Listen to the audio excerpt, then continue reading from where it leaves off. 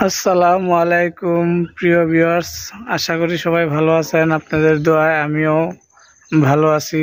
পৃথিবীটা কত গোল, কত সুন্দর দেখতে পাচ্ছেন।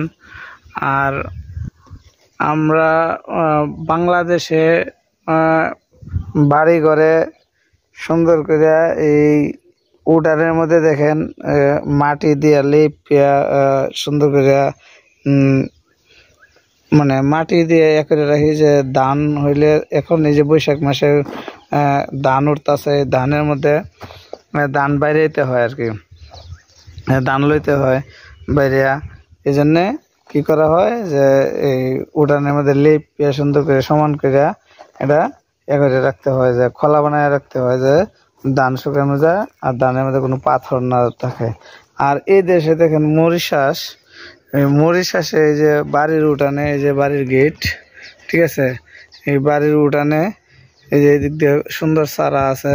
চারা এই যে কিসের গাছ কে বলতে পারেন দেখি, বলেন এটা কিসের গাছ? হ্যাঁ, এই চতুর্দিক দিয়ে বাউন্ডারি করে গাছ লাগাইছে। আর এই উঠানের মধ্যে দেখতে পাচ্ছেন পাথর বিছাইছে, মানে এটা এটা এই দেশের একটা সৌন্দর্য, ঠিক আছে, যে উঠানের মধ্যে পাথর থাকে। হ্যাঁ, এই পাথরের মধ্যে এই যে দেখতে পাচ্ছেন পাথর, এই যে পাথরের মধ্যে কোনো পেক খাদা হয় না, ধুলাবালি থাকে না, ঠিক আছে। এই যে পাথরগুলা দেখছেন কত সুন্দর, এই যে পাথর আর পাথর।